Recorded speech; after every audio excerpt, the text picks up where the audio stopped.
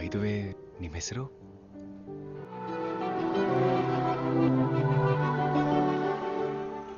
ಹಾ ಒಂದ್ ಕೆಲ್ಸ ಮಾಡು.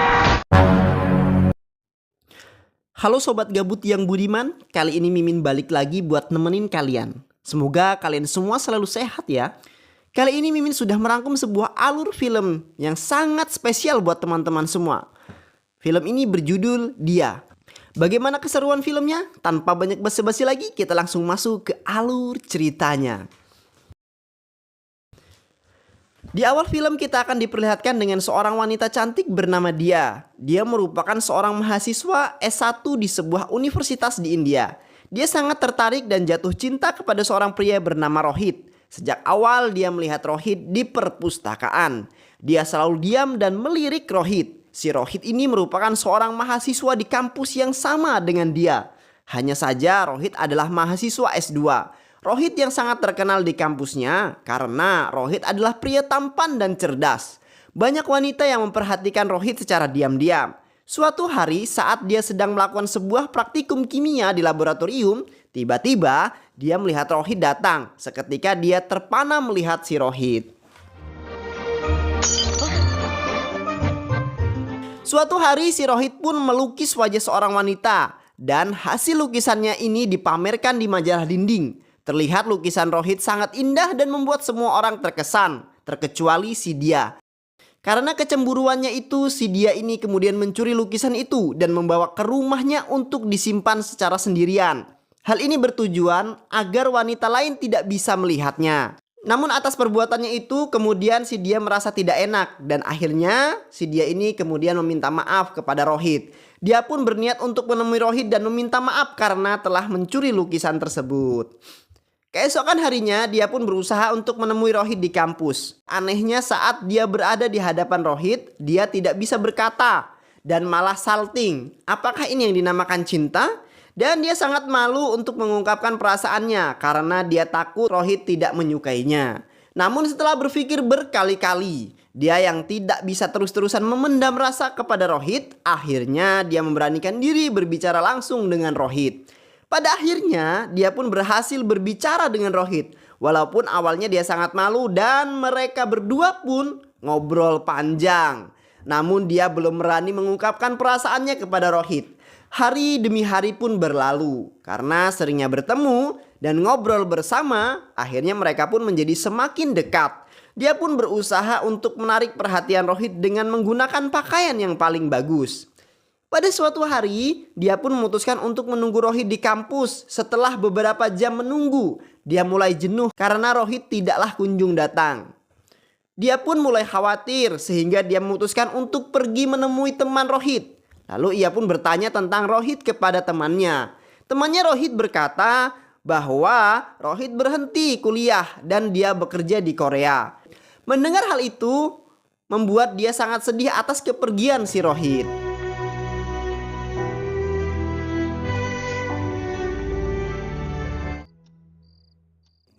Singkat cerita 3 tahun telah berlalu. Dia pun lulus dan sekarang tinggal di sebuah apartemen bersama sang ayah di Mumbai. Sejak kejadian saat itu dia tidak pernah lagi melihat Rohit. Saat sedang naik lift, dia melihat seorang pria seperti Rohit. Tentu saja membuatnya merasa bingung.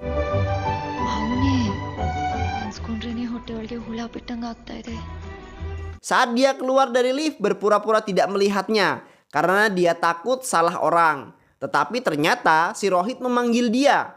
Dan ia berkata bahwa jika kita adalah satu kampus dan aku pernah melihatmu saat meledakkan tabung kimia di laboratorium.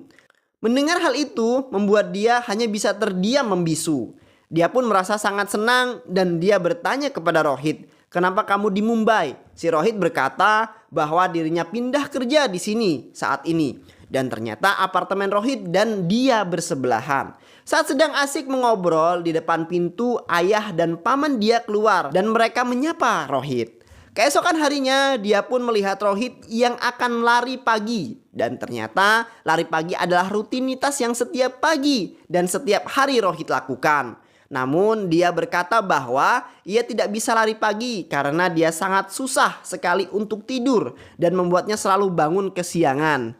Rohit yang mengatakan saat ia di Korea ada kepercayaan bahwa jika seorang sulit tidur itu tandanya kita sedang memikirkan seseorang. Dan cara untuk mengantisipasinya yaitu dengan cara pejamkan matamu dan bayangkan ingin hidup bersama orang itu. Ungkapkan perasaanmu kepadanya lalu tidurlah. Seiring berjalannya waktu mereka berdua semakin dekat dan semakin akrab. Namun pada suatu hari dia melihat Rohit memeluk wanita lain di sebuah pantai. Melihat hal itu dia sangat terluka dan kecewa kepada Rohit. Dia sangat sakit hati kepada Rohit dan ia pun merobek lukisan Rohit yang saat itu ia curi. Dia sangat-sangat kecewa.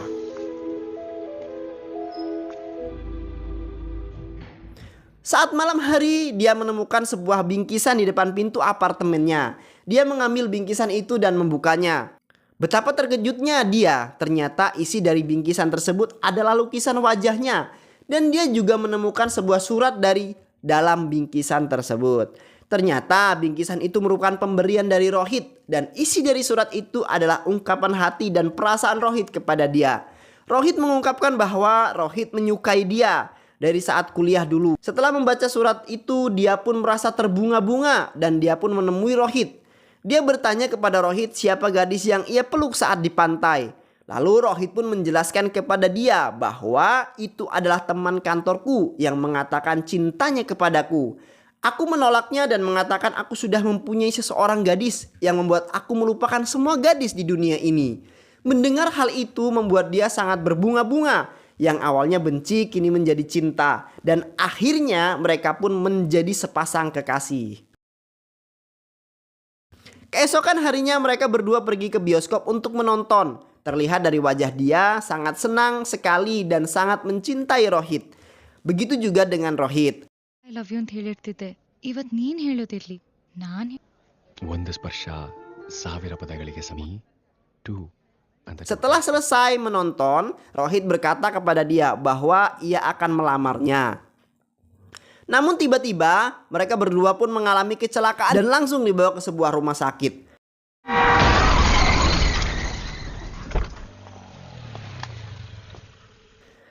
Saat dia tersadar, dia pun bertanya kepada pamannya di mana Rohit. Pamannya pun berkata bahwa Rohit sudah meninggal dunia. Mendengar hal itu, ia menangis dan sangat terpukul atas kepergian Rohit.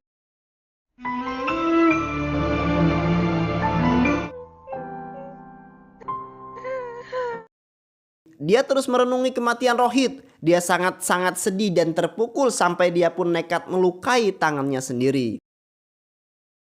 Lalu sang ayah dan pamannya pun menyuruh dia untuk pergi ke tempat saudaranya untuk menenangkan diri. Namun saat berada di sana, dia tetap merasa sangat sedih dan terpukul atas kematian Rohit. Saat dia berjalan kaki di dekat taman, tiba-tiba datang seorang pencopet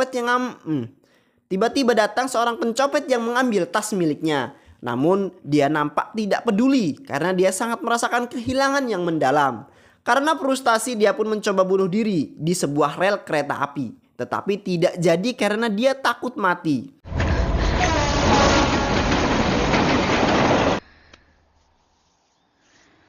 Lalu tiba-tiba teleponnya berbunyi dan ternyata itu adalah seorang pria bernama Adi. Adi berkata, ia merebut kembali tas milik dia dari copet. Saat aku mencarimu tapi kau menghilang. Namun dia menjawab, aku tidak mau tasku, ambil saja untukmu dan jangan menelpon aku lagi. Si Adi pun merasa heran dengan sikap si dia.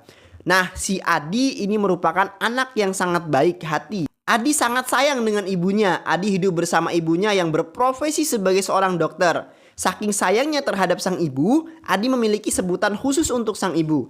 Adi memanggil ibunya dengan sebutan Laki. Si Adi sangat suka dengan motor klasik. Namun si ibu tidak suka karena ia tidak mendapatkan izin dari sang ibu. Ia pun mengubur harapannya untuk mempunyai motor impian. Keesokan harinya, Adi pergi mengantar ibunya ke rumah sakit. Secara kebetulan di rumah sakit, ia mendengar suara yang memanggil nama seorang pasien bernama dia. Adi pun mencoba menunggui dia. Saat ia melihat di sampingnya, ternyata benar saja wanita itu adalah dia. Lalu dengan segera si Adi pun pergi ke rumah untuk mengambil tas milik dia di rumahnya.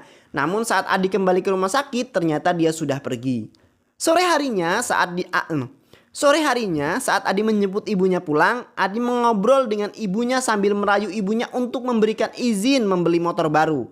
Ibunya berkata bahwa ibu tidak suka kau membeli motor itu. Mendengar hal itu membuat Adi sedikit kecewa, tetapi ia tetap menurut dengan sang ibu. Keesokan harinya Adi kembali mendatangi toko motor klasik. Namun tiba-tiba para karyawan motor itu berkata kepada Adi, "Selamat ya Pak, motor ini sekarang sudah menjadi milik Anda." Adi pun merasa bingung dan ternyata sang ibu secara diam-diam sudah membeli motor itu. Dan ternyata saat kemarin ibunya berkata ibu tidak suka kau membeli motor itu, ibu lebih suka ibu yang membelikannya untukmu. Masya Allah, inilah ya kecintaan seorang ibu kepada seorang anak. Adi pun merasa sangat senang. Di malam harinya Adi menulis sebuah surat yang ia tulis khusus untuk sang ibu. Adi pun mulai membacakan isi dari surat itu kepada ibunya. Ibunya bertanya, "Mengapa kau tidak pernah memanggilku ibu? Kenapa kamu selalu memanggilku laki? Apakah karena nama ibu Laksmi?"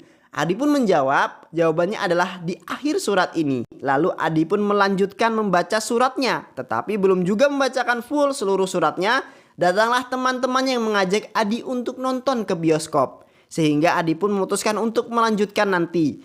Adi pun pergi bersama teman-temannya menonton dan secara kebetulan bertemu lagi dengan dia. Mereka duduk bersebelahan. Adi pun bertanya kepada dia, "Mengapa kau meninggalkanku di rumah sakit? Aku sudah susah payah berlari ke rumahku dan mengambil tasmu. Tapi tidak ada. Aku juga terluka saat mengejar pencuri itu." Adi pun meminta kepada dia untuk ikut dengannya mengambil tasnya agar permasalahan tas ini cepat selesai. Dan dia pun menyetujuinya. Setelah selesai nonton bioskop, mereka berdua pergi ke rumah Adi. Saat di tengah jalan mereka pun berbicara. Ia berkata bahwa tidak pernah mengira akan berjumpa lagi denganmu. Hidup ini penuh dengan kejutan dan keajaiban. Namun dia tidak setuju dengan perkataan Adi. Dia mengatakan hidup ini penuh dengan masalah dan rasa sakit. Adi membalas, "Oke kalau begitu. Sekarang kau mau ikut denganku, akan aku tunjukkan tempat di mana semua orang bahagia tanpa masalah." Adi mengajak dia ke sebuah kuburan. Di sana Adi mengatakan disinilah tempat semua orang bahagia tanpa masalah. Adi juga berkata bahwa pasti akan selalu ada masalah. Dan hidup adalah tentang mengatasi masalah dan menjalani kehidupan. Lalu dia menceritakan masa lalunya kepada Adi. Adi berkata kepada dia agar dia menerima kenyataan dan hidup dengan damai. Malam harinya saat dia sedang tidur, tiba-tiba si Adi menelponnya dan dia menyuruh dia untuk keluar dari rumah. Dan ternyata si Adi memberikan sebuah surprise untuk dia karena hari ini ulang tahun dia. Dia merasa bahagia dan berterima kasih kepada Adi. Happy birthday to you. Happy birthday dear Sur. Thank you, Adi. Thank you so much. Setelah merayakan ulang tahun, mereka berdua ngobrol. Dia sangat berterima kasih dan dia berkata bahwa sekarang teman baikku hanya kamu. Aku tidak ingin mengubahnya menjadi cinta. Aku sudah cukup menderita karena cinta. Adi pun menanyakan dan berkata, "Kalau begitu kita akan terus menjadi teman sampai ulang tahunmu yang ke-99. Seiring berjalannya waktu, mereka berdua kemudian mereka pun semakin dekat. Namun pada suatu hari dia mengatakan bahwa dirinya harus kembali ke Mumbai dan mungkin tidak akan kembali lagi ke sini. Dia lalu memberikan sebuah kacamata kepada Adi sebagai hadiah perpisahan. Namun Adi meminta maaf karena ia tidak memberikan hadiah. Lalu dia berkata bahwa Adi tidak usah memberikan aku sebuah hadiah. Karena bagiku dirimu adalah hadiah terbaik untukku. Karena Adi, dia sekarang bisa tersenyum dan hidup kembali. Lalu Adi pun mengantarkan dia ke stasiun kereta. Dan saat di dalam kereta, telah tiba saatnya untuk Adi dan dia berpisah. Lalu Adi pun langsung pergi meninggalkan dia yang sedang tertidur di dalam kereta. Adi pergi tanpa mengucapkan sepatah kata pun. Adi sangat sedih karena ia akan merindukan dia. Saat meninggalkan kereta, Adi pun mencoba menoleh ke belakang dengan berharap dia melihat dirinya dari jendela. Tapi jendela ditutup rapat dan pada saat kereta api sudah mulai jalan, ternyata dia tidak benar-benar naik kereta. Saat Adi turun, dia pun ikut turun. Dia menunda keberangkatannya agar bisa menghabiskan waktu bersama Adi. Tanpa membuang waktu lama, Adi pun mengajak dia ke rumahnya bertemu dengan sang ibu. Adi meminta dia untuk beristirahat di rumahnya dulu karena dia pasti sangat lelah. Sementara Adi pergi ke rumah sakit mengantarkan ibunya bekerja. Saat di rumah sakit, Adi pun melanjutkan kembali untuk membaca isi surat pada ibunya. Namun belum selesai membaca, tiba-tiba pembantu Adi menelpon dan berkata bahwa dia demam. Mendengar hal itu, Adi pun langsung pulang dan melihat dia. Kemudian di malam harinya Adi berkata kepada dia bahwa susah tidur.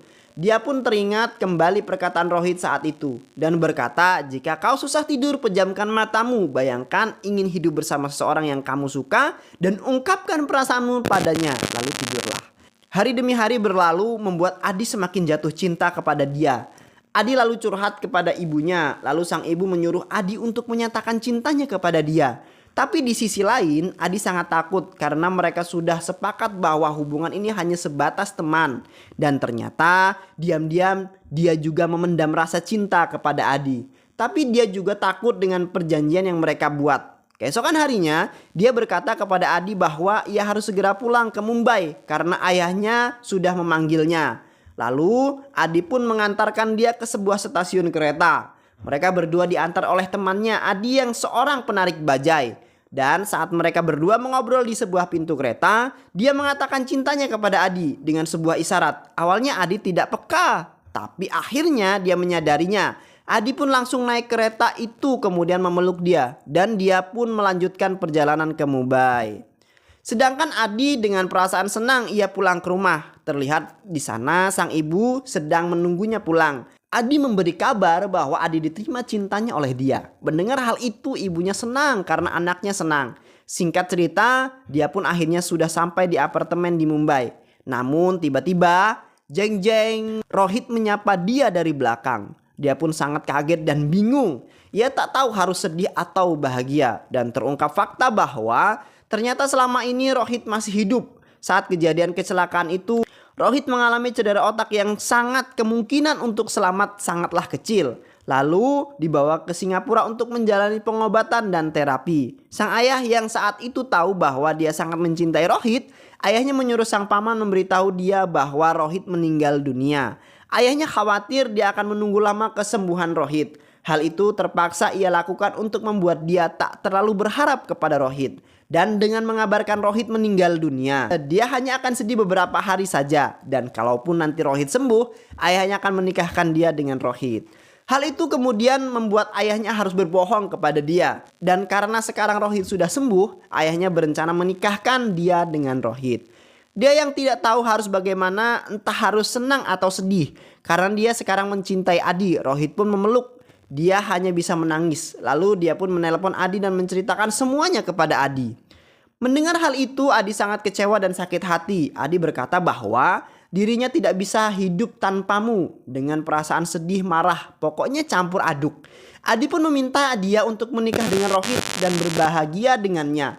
Jangan pikirkan aku ikhlas asalkan kau bahagia. Adi pun meminta dia untuk hapus nomornya dan jangan pernah menelponnya lagi. Adi pun sangat sedih dan kecewa. Ia sangat mencintai dia. Sementara itu dia pun terus menangis dan bingung harus bagaimana.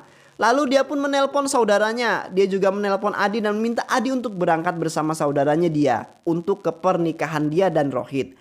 Adi pun sangat terkejut karena pernikahan dia terjadi begitu cepat. Lalu Adi pun meminta izin kepada sang ibu untuk datang ke pernikahan dia. Tapi ibunya melarang karena ibunya tidak ingin anak kesayangannya lebih sakit hati lagi. Keesokan paginya, pada saat pagi itu sang ibu kemudian pergi ke kamar Adi. Namun saat di sana ternyata Adi sudah tidak ada lagi di kamarnya. Lalu Adi menelepon sang ibu dan meminta maaf karena ia tidak patuh kepadanya. Adi berkata bahwa aku akan tetap datang ke pernikahan dia. Adi pun mematikan HP-nya. Ibunya mencoba menelpon Adi namun tidak bisa. Singkat cerita, akhirnya Adi pun sampai di acara pernikahan Rohit dan dia.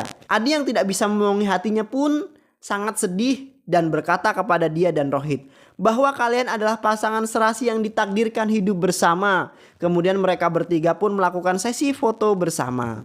Setelah selesai acara ini, dia pun menceritakan tentang Adi kepada Rohit. Mendengar hal itu, Rohit pun menyuruh dia untuk pergi dan hidup bersama Adi.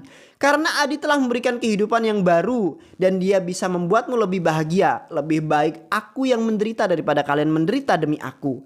Dia pun langsung berangkat ke rumah Adi.